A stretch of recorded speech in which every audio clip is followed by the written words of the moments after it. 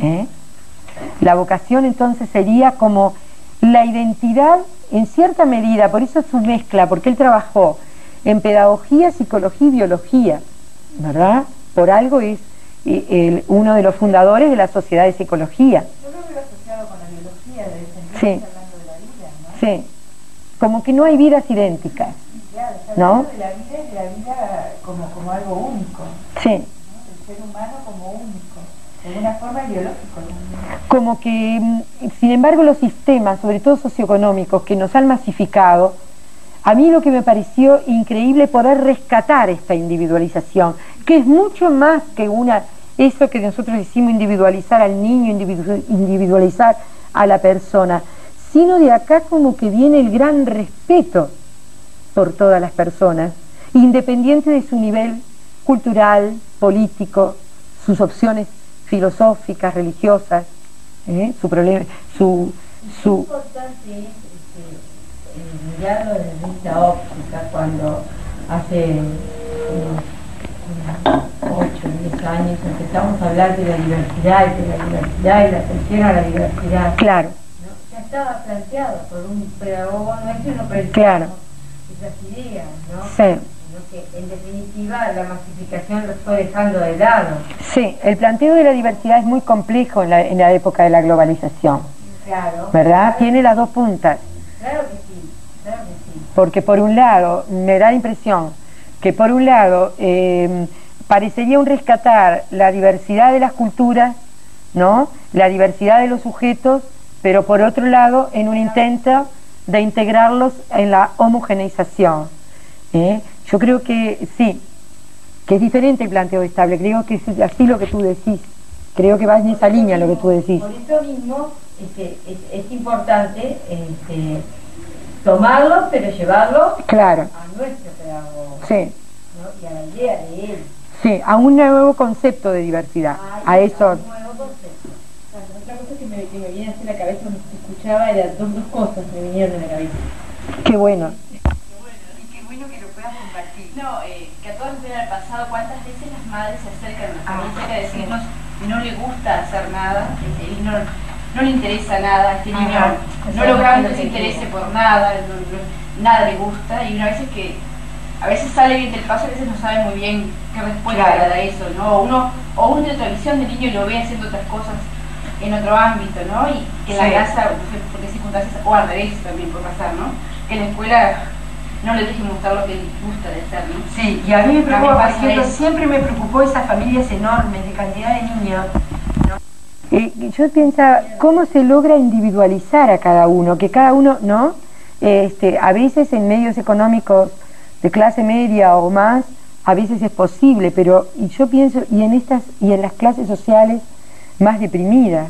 Y también al revés, he visto por ejemplo en familias donde hay antecedentes, por ejemplo, de hermanos que han sido universitarios, Por ejemplo, sale un hermano que quiere ser carpintero y la familia, el sistema cómo presiona para que esa vocación no salga por ese lado y que siga por otro, ¿no? Como hay todas esas vocaciones que se han perdido, gustos que se han perdido por cuadrar lo del impulso de uno mismo por uno mismo, ¿no? Lo de su interior. Y no sé por qué yo desde que leí, tomé el libro que estaba dando vuelta por acá, de eso de qué soy, de qué quiero ser, de qué... Claro. Me quiero acordar también de la resiliencia, ¿no? Ajá, Yo puedo hacer por mí mismo más claro. allá de todo lo que me rodea, o sea, lo que yo... Es cierto, A mí, yo no sabía enseguida desde que empecé a hablar con resiliencia, no sé si está... claro. Y además, Y también con el aprender a aprender, o sea, el ser autodidacta, el querer uno mismo. claro. Como que yo veo como que hay una cuestión de lo que nace del interior, ¿no? Además, para terminar, porque si vamos a comentar todo, me gustaría poder igual terminar. Igual si queda algo lo podemos seguir en la clase que viene, pero me hubiera gustado terminar ¿no? Lo teórico y lo más pedagógico.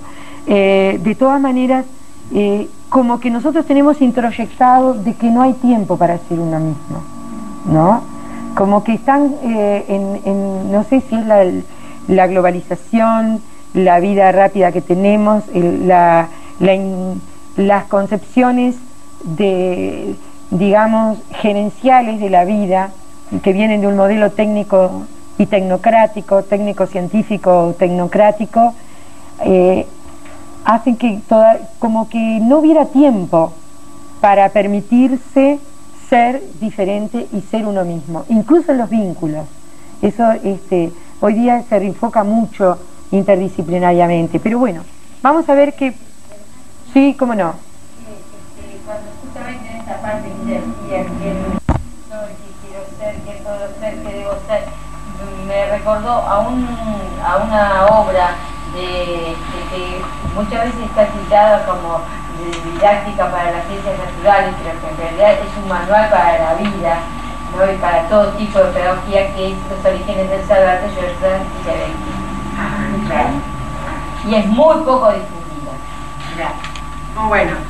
Vamos a ver el humanismo de Clemente Estable, la vocación del hombre y el papel de la cultura.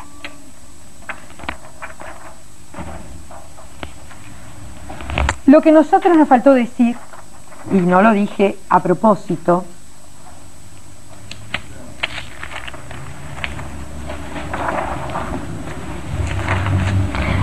es que en definitiva la vocación de ser hombre es la vocación de ser un hombre integral. Eso es la esencia de la vocación.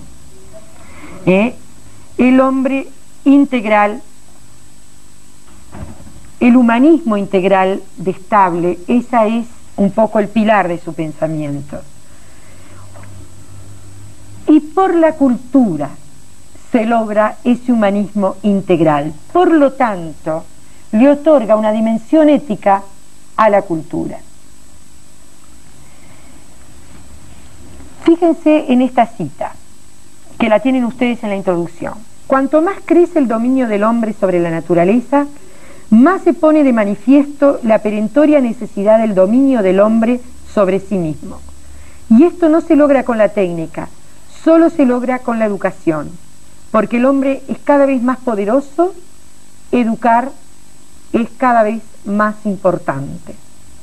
El mayor mal de todos los tiempos, y desde luego de nuestra época, es la confusión de valores. ¿Cuál es el humanismo? Vamos a hacer así, yo leo, voy a tratar de trabajar el tema y después comentamos, ¿no? Vayan anotándose todo lo que se les ocurre.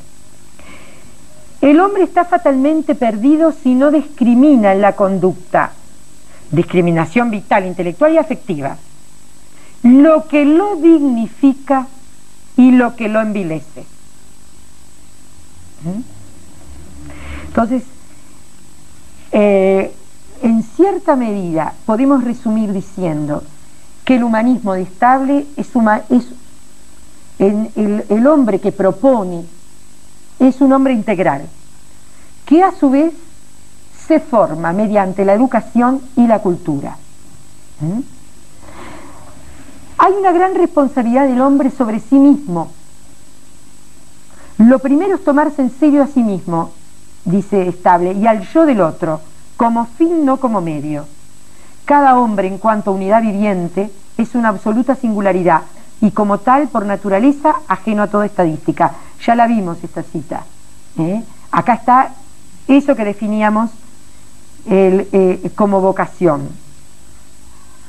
El fin primero de la vida es vivirla. Los valores dan sentido a ese fin primero.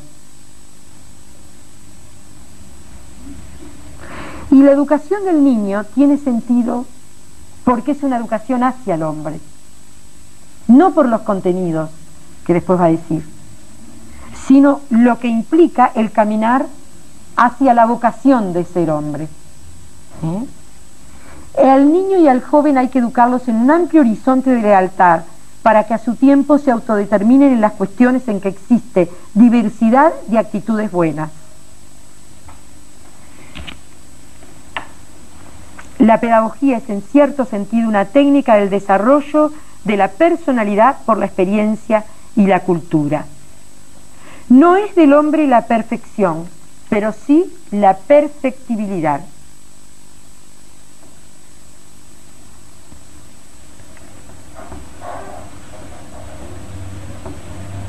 La pedagogía que se esfuerza por instalarse en lo que se es para realizar lo que se quiere, en lo que se debe, está obligada a mantener siempre vivo el problema de los valores y a someter a revisión intermitente lo que se enseña y lo que queda excluido por falta de tiempo y otras limitaciones.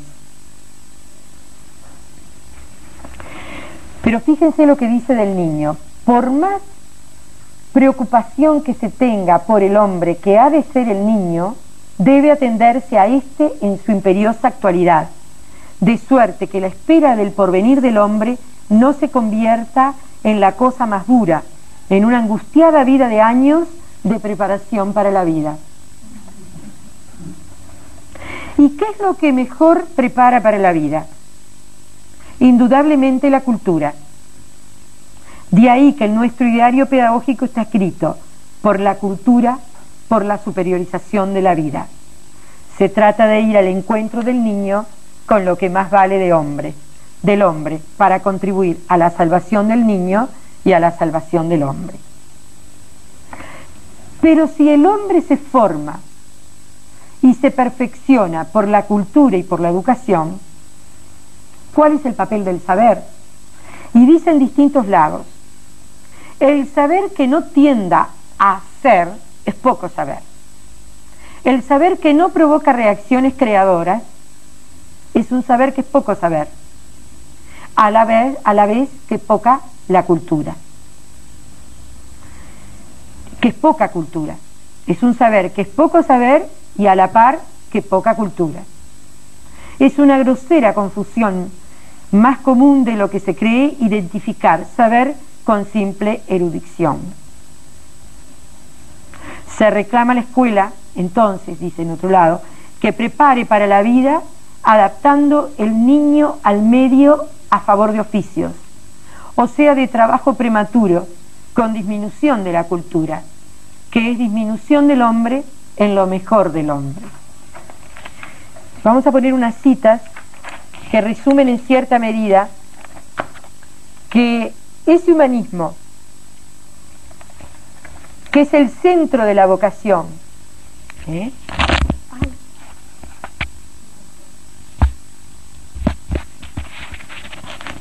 rompió.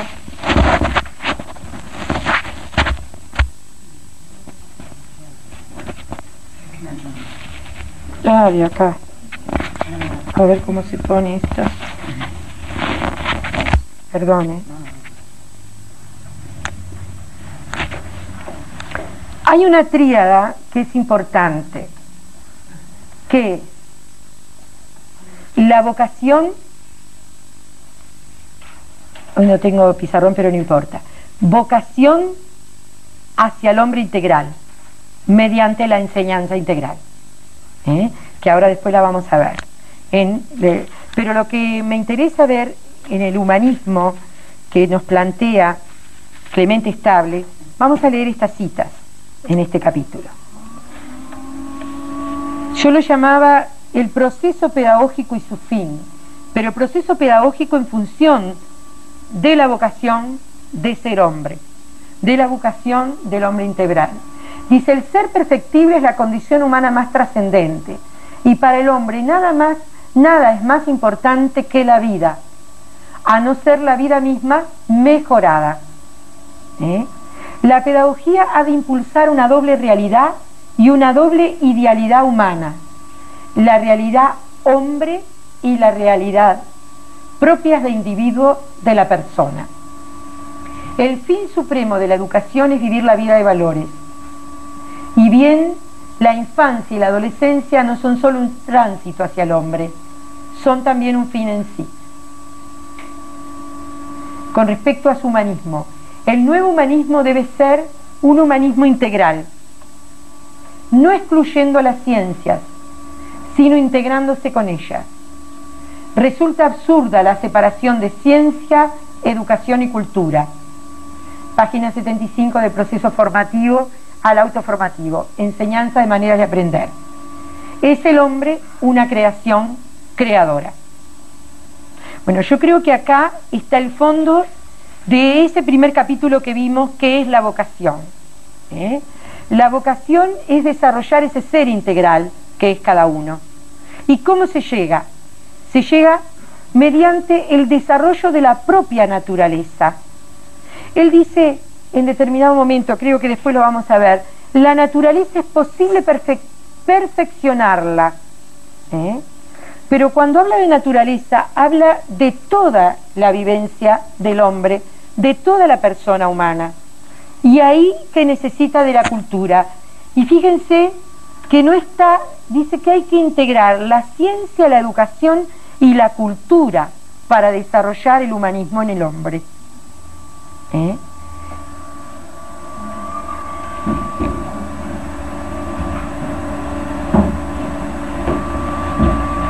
Porque acá está muy claro en esta segunda cita, ¿no? Por un lado, cada hombre es una realidad hombre, concreto, distinto a los demás y propio de cada individuo, pero no deja de ser un representante de la humanidad. Por eso habla de la vida misma mejorada. ¿Qué piensan ustedes con respecto a esta concepción de humanismo que plantea él como un humanismo integral? Este país en la Facultad de Humanidades piensa que logró estar unido durante un tiempo, por ejemplo, y ajá. Eso ya está bueno, eso. Con dolor, porque quedaron sí. Secuelas. Y finalmente funcionaba así. Claro. Expresaba una concepción, ¿verdad? De un humanismo integral. Sí. Y en determinado momento, obviamente, la gente de formación científica optó por cortar ese vínculo con humanidades, por ejemplo, y de hecho hoy por hoy no existe en absoluto. Son absolutamente separadas y se desconocen totalmente. Sí, eso con respecto a una concreción en el campo de la cultura. Y con respecto a ese humanismo integral, ¿lo han entendido? ¿Qué es ese humanismo integral que él plantea? ¿Algún comentario? Para mí tiene que ver con que el saber no se desprenda de la condición humana, ¿no? Si hoy lo estamos viendo tanto, ahí está. es importante que haya conocimiento, pero que ese conocimiento sea aplicado para lo humano. Claro. Contra lo humano. Como que el conocimiento, sí, como que el conocimiento y la cultura es lo que le va a permitir al hombre desarrollarse como tal. Por eso dice el hombre integral por la cultura. Y por eso la cultura pasa a tener un valor ético, porque en definitiva la cultura lo que le va a dar al sujeto no solo son las instrumentalidades, sino la formación en el campo de los valores. Y esa formación es lo que en definitiva es la esencia de la vocación. Entender su condición humana, ¿no? Sí. Y que no está acabada, y él puede hacer un aporte original en la historia y en su época. Bueno, muy bien, entonces vamos a la vocación pedagógica, ¿no?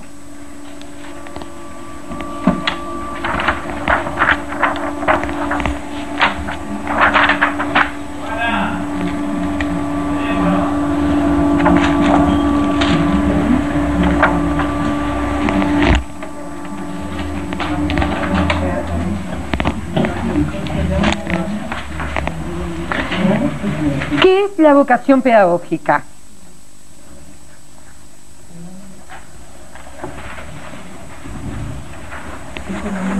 ¿A qué hora tendríamos que terminar, perdón? 8:30. ¿Qué es la vocación pedagógica? Para Clemente Estable, esa vida exclusiva del hombre, la expresión de ese yo individual la promueve la educación. Y en esto coincide la vocación, en esto consiste la vocación pedagógica. Implica promover a los niños en dirección de lo imposible,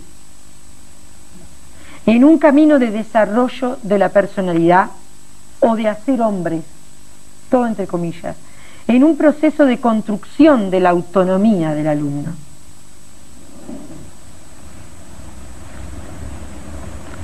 O sea, que la vocación pedagógica no es para todos. Es reservado a maestros y profesores que ayudan a los niños y a los jóvenes a encontrar su propia vocación. su propio humanismo, su propio destino, ese que define a cada hombre en el sentido de la superiorización de la vida,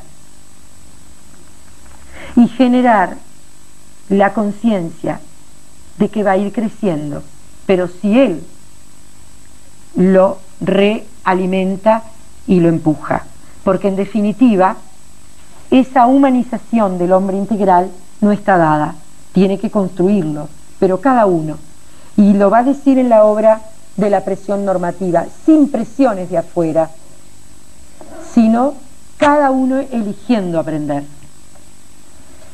Entonces el pedagogo dice en la página 36, debe estar atento a 5 cuestiones fundamentales: la de los orígenes, la de las causas, la de la finalidad, la del desarrollo de las aptitudes, la de la valoración.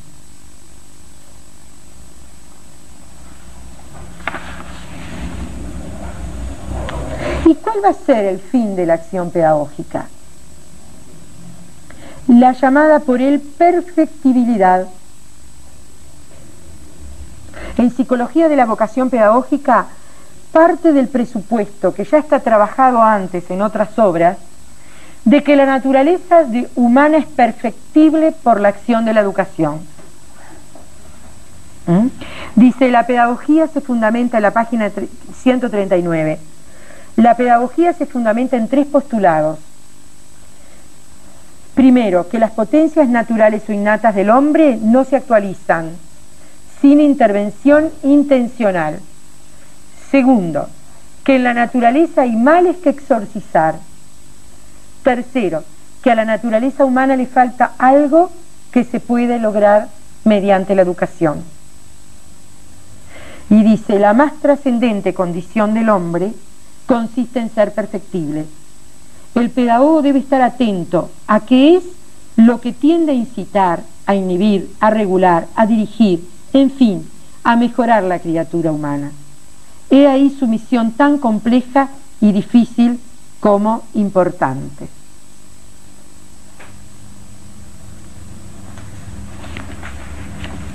Entonces, él le da una enorme importancia al papel del maestro. Tiene un lugar central la acción del maestro. Y por eso es necesario, dice, atender su formación. Desde muy temprano plantea Clemente Stable la necesidad de atender la formación de los maestros en función de la importancia en la vida del niño. Vamos a leer un poquito, antes de seguir con este capítulo que es importante, vamos a leer directamente algunas citas.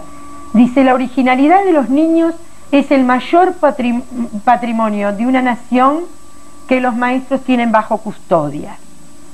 Esto es importantísimo, ¿verdad? Porque la custodia nuestra no es de los niños, cuidar a los niños como si fuera una guardería, sino su originalidad, esa originalidad de ser hombres exclusivos, esa originalidad de la vocación de cada uno, ¿no? Hay pues, esto son las transparencias que me hicieron, hay pues que conciliar en todos los grados de la docencia la cultura integral con la orientación vocacional. O sea que nosotros en todo momento, la orientación vocacional es esa orientación a esa originalidad que va a tener cada uno, pero solo se logra mediante la cultura integral. Acuérdense de la tríada: cultura integral, enseñanza integral y, en definitiva, orientación vocacional, vocación de ser hombre. Asignatura pendiente, ¿no? La educación consistiría en el desarrollo de las aptitudes, ¿no? En fin, una profesión más que otras reclaman para su desempeño vocación, así la del médico, la del sacerdote, la del juez, la del maestro y del profesor. Psicología de la vocación. Uno de los fines del niño es prepararse para moverse como hombre libre y responsable, ¿no? En fin, a veces la terminología, yo no creo que el niño tenga fines, todos sabemos que la niñez tiene una autonomía, pero bueno, desde el punto de vista de lo que él está planteando como vocación, creo que tiene vigencia. Ya tiene educación para él. Ajá.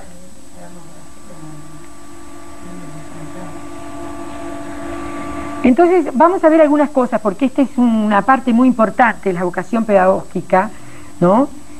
Vamos a ver un poquito la función del docente, en ese papel central que tiene el maestro, siempre rastreándolo en sus obras. Dice en la página 139, habla de la responsabilidad del maestro. Dice, en la convivencia con el niño, el adulto es muy responsable de lo que dice y de lo que hace. El adulto, sin comprender al niño, pretende que el niño le comprenda. Y habla de escuchar y de esa comprensión. Hablamos mucho del niño y lo escuchamos muy poco. Dice, en el espíritu con que se escucha e interpreta lo que dice y hace el niño, se revelan aspectos muy significativos de la vocación pedagógica. Los profesores tienen la obligación de comprender a sus alumnos. Los alumnos tienen la obligación de comprender a sus profesores.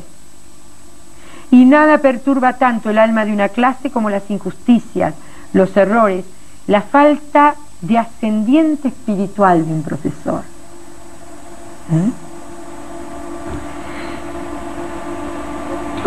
¿Cuál es la función docente? Dice, en las funciones docentes, la cuestión de seleccionar es de grado. Más o menos amor a la verdad, más o menos simpatía por el alumno, más o menos capacidad para ordenar y prolongar acciones espontáneas, más o menos plasticidad, ¿no? Como un equilibrio que no está definido, que cada uno lo va construyendo en la propia vocación pedagógica. Pero miren qué bueno que dice, que dado que en gran parte la pedagogía se funda en lo que no es pedagogía, en la psicología, en la biología o en la sociología y en la filosofía, se dudará que exista lo puramente pedagógico. Es un problema teórico y práctico. En definitiva, frente a los problemas, recurrimos tanto a todas esas ciencias que ¿cuál es realmente nuestro accionar? ¿Cuál es el margen que queda para nuestra creación pedagógica?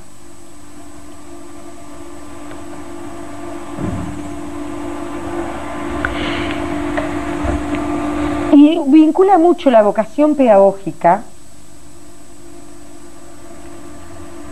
a vocación por aprender y enseñar, que dice que es común en todos los hombres, pero en aquel que tiene vocación pedagógica se da de una manera muy grande, está dotado de vocación pedagógica si se exalta la tendencia a enseñar y aprender. Pero además dice las condiciones, está hablando un poco del educador, que tiene que tener autonomía y alegría de emancipar. Dice, la alegría de emancipar, de hacer hombres, es contrapuesta a la ambición de imponer, de hacer esclavos. Es la alegría que sobre todas las demás ha de primar entre quienes enseñan y quienes aprenden.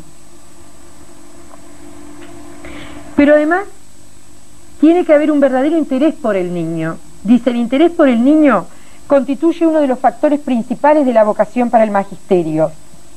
Y el pecado capital del maestro es no tenerlo, así como los que se dedican a la enseñanza carecer de interés por la cultura. Por eso él asocia, de ahí viene la formación del maestro, ¿no? Desde estable. Nunca se confunde tanto los conceptos de vocación y apostolado como cuando se alude al sacerdocio y a la docencia. Ambas profesiones impresionan por la nobleza y el renunciamiento. Se supone en ellas humildad y sacrificio.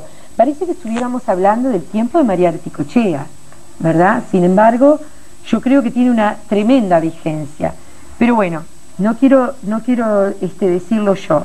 Vamos a terminar un poquito esto porque le da mucha importancia resulta poco el tiempo, a la formación del maestro. En la formación del maestro hay algunas cosas que las considera de una manera muy temprana, como la necesidad de la autoformación, la importancia de la libertad en su formación, más que cualidades requeridas. Claro que destaca algunas cualidades como el amor, como la paciencia, ¿no? Dice en la página 56, resumiendo la idea común del maestro, nos quedaríamos con 3 palabras: amor, paciencia y disciplina. Al maestro, más que enseñarle a enseñar, habría que enseñarle a aprender. El maestro es tanto más pedagogo cuanto menos necesite de medios coercitivos para cumplir los fines de la educación. Corregir animando, dice la página 166. Dice, el pedagogo auténtico, en la página 157, es el descubridor o despertador de personalidades, un custodio de los bienes del espíritu, un explorador y exaltador de los valores humanos, un inductor de ideales. Para un determinado alumno, el mejor maestro sería aquel que descubriese en él más virtudes, con mayor influencia para exaltar las virtudes e inhibir los defectos. Ahora, el tema central de todo cambio educativo es la formación de los maestros. Y él habla de un proceso formativo del propio maestro. Dice, lo sorprendente que esté rutinizado antes de ejercer su profesión, porque en su proceso formativo domina ya la rutina. Lo dice en la página 172. En la educación del educador, muy importante es capacitarse para adquirir experiencia. La rutina envejece pronto al que no medita, y el hacer se transforma en un monótono acontecer.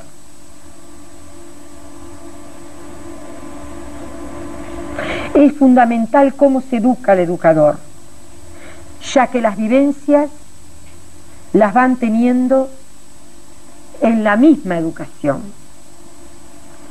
El pedagogo tiene que vivir los imperativos de la personalidad del educando como los suyos propios. Menos pedagogía formal y más pedagogía vivida, pide. Y entonces, fíjense, va a hablar de las reformas educativas, porque lo que estaba en discusión era la transformación del plan de formación de maestros del año 1939, que recién se concreta en 1955. Entonces habla de las reformas educativas, que a mí me pareció importante porque este pensamiento es muy vigente, que en las reformas educativas hay que empezar pensando cómo se forman los educadores, y van a ver en qué termina. No es sobre la formación del maestro. Por más que toma el papel central del docente y su formación en las reformas educativas. Dice, el dominio científico de la realidad, el imponente y vertiginoso progreso de las ciencias introduce profundos cambios en la organización social, a los cuales no puede ser indiferente la organización pedagógica. Muchas de las llamadas, eso lo dice en la introducción, en la página 29, en la página 32, muchas de las llamadas reformas pedagógicas resultan a la postre esto, sustituir una rutina por otra rutina.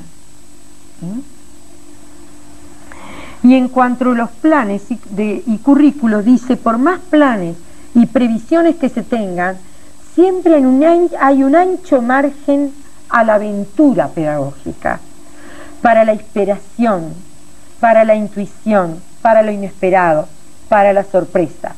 Los métodos y planes no deben disminuir, sino al contrario aumentar la libertad creadora. Son instrumentos de trabajo para la vitalización de la cultura y la revelación y el crecimiento de la originalidad. Mejor que tener un método o un plan no es carecer de él, sino tener muchos métodos o muchos planes. Es una gran ilusión creer que la ausencia de método y de todo plan es una gran garantía contra la rutina. En general, quienes carecen de métodos y planes son los que rutinizan más pronto y más rígidamente en la enseñanza como en la vida. Ahora, ¿cómo hacer las reformas educativas? Fíjense lo que pone. La reforma más de fondo nunca es radical en todo ni puede reformarse todo simultáneamente. Progresar de veras es tanto innovación como conservación de lo que vale. No existe reforma sin un sostenido mejoramiento progresivo. ¿Y por dónde empezar? ¿Por dónde hay que comenzar una reforma de la enseñanza? Por un lado, la enseñanza primaria es el fundamento de toda enseñanza ulterior. Por otro, la preparación del maestro es el fundamento de toda enseñanza ulterior. Y como los maestros se preparan con profesores, la preparación de estos sería el punto inicial de toda reforma de la enseñanza. Porque primero que tiene que despertar la vocación que forma a los formadores, que forma la vocación, ¿no? Claro. Exacto. Mirá.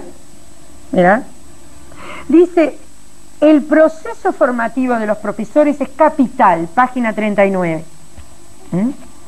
El origen de los profesores no conviene que sea único. Campo, ciudad, distintas clases sociales. Más ventajoso es la diversidad de orígenes que el ceñirse una estricta carrera de profesor, pero además él lo está diciendo porque en ese momento había diferentes formas de acceder a la docencia. En la enseñanza, la experimentación más importante es la enseñanza misma, o sea, la experimentación pedagógica directa, lo que sería la práctica, ¿no? Ningún maestro ha de olvidar el ejemplo de Sócrates, mago en el arte el difícil de explorar el alma, pero además en el uso de la palabra. Sócrates decía, el buen maestro se preguntas verdaderas. Claro. Hay que tener en cuenta los resultados inmediatos y remotos, lo examinable y lo no examinable en la formación de los profesores, lo que puede apreciarse en el día y lo que no puede apreciarse, sino después de un tiempo más o menos largo, lo que mejora una manera del hombre y lo que mejora la totalidad del hombre. Esto está en la página 40, está entresacado. Bueno, yo creo que son algunas de las ideas, porque es inabarcable, se habrán dado cuenta ya que es inabarcable el pensamiento que yo más o menos traté de organizar y que ahora estoy tratando de saltear para poder darles hoy una visión, compartir con ustedes aquello que empezamos. Vamos a ir recapitulando. Con la naturaleza de la vocación como la entiende estable, en ese yo intransferible, esa definición de cada uno, que en definitiva define su humanismo como un humanismo integral, y que se logra a través de la cultura, esa vocación de ser hombre, y de la labor de la educación. Por eso el papel central es la formación de profesores, la formación de los maestros. En todo cambio social este es un papel central, ¿no? Y yo creo que sobre eso, si nosotros conversamos, ¿no? Yo creo que hay mucho para decir, ¿verdad? Por algo los procesos de globalización atendieron tanto a la formación de los maestros. Y las reformas educativas, en mi forma de ver, no solo yo, comenzó con el Plan 92, ¿no? El cambio en la filosofía educativa. ¿Quieren hacer algún comentario? Yo dejé esto. Si no, pasamos al siguiente, que sería enseñar maneras de aprender, como él dice, ¿verdad? O enseñar a aprender, que es el verdadero fin de la educación. Y vamos a empezar por la transparencia.